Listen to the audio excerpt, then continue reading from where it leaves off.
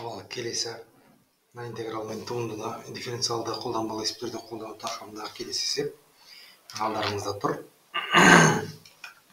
Кубқа байланысты. Бұл жерде негізгі нәрсе балалар, біз әрқашан естеріңізде болсын, туындының мағынасы ол жылдамдық қой енді.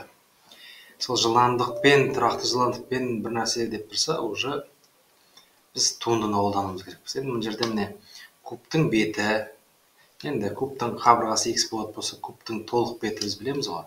S тең 6x квадрат қой. Енді каждый x квадраттың 6-ы бар. Артады дейді. Енді бізде осы кубтың бетінің жылдамдығы тұрақты жылдамдыққа артып келе жатыр. Яғни, значит, кубтың бетінің жылдамдығы десе, балалар уже h'. h' тең 8 деп тұр. Значит, біз мынадан туынды аламыз. Бірақ мына жерде балалар еске сақтау керек. X деген обычно мысалға қараңыздар, тағы да бір мысалы синус x туындысы бізде обычно синус туындысы косинус x тесіп бітіп аяқтаушы едік. Бірақ синус x-тің өзі мына жерде уақытқа тәуелді, сондықтан біз көбейтеміз осы синус x-тің өзінің x-тің туындысына негізінде. Енді обычно синус x-тің туындысы косинус x, x туындысы өйткені бір болғаннан косинус x бола салушы еді. Мысалға, допустим, енді обычно біз мысалға h квадраттың туындысын табатын болсақ, балалар, уже h уақытқа тәуелді ғой. Онда 2h көбейтілген h' деп жазып отырамыз мынандай нәрсені. Өйткені мына x-тің өзі ең соңғы аргумент емес, оның өзі уақытқа тәуелді. Сөйтіп мына жерде бастайық. Енді мынаны біліп тұрмыз. Туынды аламыз h'. 6 тұрады. X квадраттың туындысы 2x көбейтілген x'. h'-ның орнына 8 қоямыз. 8 тең 12x көбейтілген x'. Не қараңыздар, бізде мынандай нәрсені келтіру керек. dx бөлінген dt деген бағана айттық қой, x-ің өзі т-ға тәуелді, яғни x'. Мынау деген dx бөлінген dt деген ол x'. Сонда x'-ті бізде k бөлінген x келеді. x' табу керек қой міне нәуір теңдеуден. Мына теңдеуден x' тапсам, ол 8 бөлінген 12x. Яғни k деген сан ғой мына жерде, көрдіңіз, мынаған келтіру керек. Яғни былайша болады. 8 бөлінген 12 бөлі x десек, мынау ары қарай тем ғой шынымен. Немесе 4-ке қысқартып жүрейік. 1 бөлінген 2 бөлінген 3 бөлінген x. Сонда мен мынаған келтірдік. x' дегеніміз ол dx dt тең 2 бөлінген 3 бөлінген x. Яғни есепте k-ның орнында, есептегі мына түрге келтірді депсе, k-ның орнында бізде 3-тен 2 тұр. Болды. 4 балды алдық. Енді бұсына барайық. dv бөлінген dt деген, яғни өздеріңіз түсініп отырсыңыз, бұл v', яғни. Осында екен көрсетілдер дейді. Енді v дегеніміз не алдымен? v дегеніміз ол x куб. dv бөлінген dt дегеніміз ол туындыс, яғни v' тең x куб туындысы ол 3x квадрат көбейтілген x'. Солай емес пе? 3x квадрат көбейтілген x'. Енді v-ның өзінің 3-тен 1 2 көбейтілген v 3-тен 1 дәрежесі екен көрсету керек. Мына жерде бізге, яғни бізде басында былай тұр, v тең x куб емес пе? Осы жерден x табатын болсақ, 3-ші дәреже түбірасында, кәдімгі формула, 3-ші дәреже түбірасында v ғой. x-ның орнына соны қоямын. v' тең 3 көбейтілген x квадрат дейді. 3-ші дәреже түбірасында v-ның квадраты көбейтілген x'. Бағана біз 2' таптық қой. 2' дегеніміз міне өтіріне. Немесе міне нәдір. Көбейтілген 2 бөлінген 3 бөлінген x. Ал x дегеніміз тағы да 3-ші дәреже түбірасында v. Ол енді түгел реттейік. Мына 3 пен нәуір 3 қысқарып кетеді.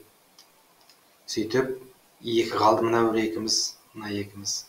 Енді мынау 3-тен 1 дәрежесіне v квадрат, 3-тен 1 былай шыққанда 3-ші дәреже түбірасында v квадрат бөлінген v ғой енді. Тең 2 тұрады. 3-ші дәреже түбірасында енді мынаумен квадратына кетеді, v ғана қалады. Міне көрсеттік, яғни v' тең 2 3-ші дәреже түбірасында v екенін. Енді 3-тен 1 дәрежесі деп былай жазып қойды, v-ның 3-тен 1 дәрежесі деп жазып қойды. Осыны көрсеттік. Міне тағы да 4 қалады. Енді соңғысы v тең 8, t тең 0 болғанда алдыңғы пункттегі дифференциалды теңдеуді шешіп, мына дифференциалды теңдеу бағалар. Осыны шығару керек та. Енді қарайық, v' деген бізде ол dv бөлінген dt тең 2 v-ның 3-тен 1 дәрежесі. Енді анау айнымалылар ажыратылатын, яғни dv бөлінген v-ның 3-тен 1 дәрежесі тең 2 dt. Екі жағын интегралдаймыз. Енді мынаның интегралына v-ның 3-тен 1 дәрежесі бөлімді тұр, алынға шыққанда v-ның минус 3-тен 1 дәрежесі дәреже 1-ге артады. Минус 3-тен 1-ге 1-ді қоссам 3-тен 2 болады. Осы санға бөлем 2, 3, мынаның интеграл. Ол тең 2t плюс c. Осындай болып тұр. Енді 3-тен 2-ні мына жаққа көйіп жүрейік. v-ның 3-тен 2 дәрежесі тең, 3-тен 2 көбейтілді, яғни 3-тен 4t. Мынау да 3-тен 2 көбейтілді, басқа бір c деген басқа бір сан. Мына сан емес, c, басқа бір сан. Міне мынау бізде дифференциалды теңдеудің жалпы шешімі. Бірақ бізге v тең 8 болғанда t тең 0 деп тұр ғой. t-ның орнына 0-ді қоям. t-ның орнына 0-ді қойсам 0 болып қалды, 0 плюс c. Енді v-ның орнына 8 қойсам 8-дің 3-тен 2 дәрежесі. Енді 8-дің 3-тен 2 дәрежесі дегеніміз ол не ол? Ол дегеніміз 3-ші дәрежеде бірасында 8-дің квадраты деген сөз. Немесе 3-ші дәрежеде 8 дегеніміз ол 2, 2-ның квадраты немесе ол 4. Сонда қараңдар, c тең 4 деген шығады.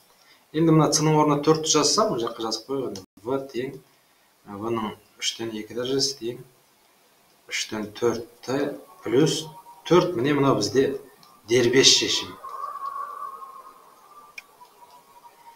Дифференциалды шештік, міне дербес шешім таптық. Енді v тең 16 болған тын тапты. V-ның орнына 16 қоймын, 16 2-ден алдымен 2-ның дәрежесі түрінде жазып алайықшы. 16 түбір астында 2 дегеніміз 16 дегеніміз ол 2-ның 4 дәрежесі, түбір астында 2 дегеніміз ол 2-ның жарты дәрежесі. Сонда ол 2-ның 4 жарым дәрежесі деген сөз ғой. Бұның орнына қоям. 2-ның 4 жарым дәрежесі немесе 9 бөлінген 2 дәрежесінің 3-тен 2 дәрежесі тең 4 бөлінген 3 көбейтілген t плюс 4. Осы теңдеудің тын табы болды. Жақшаны ашсам қазір 9 мен 3 қысқараттан жүрді шығалады. 2 мен 2 кетеді. 2-ның кубы былай шыққанда 8 қалды. Тең 4 бөлінген 3t плюс 4. 4 мен жаққа барды минус 4 болады. Яғни 4 тең 4 бөлінген 3t.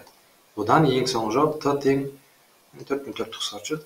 t тең 3 деген міне жауап. Бұған да не балалар 7 балды аласыңдар осындай.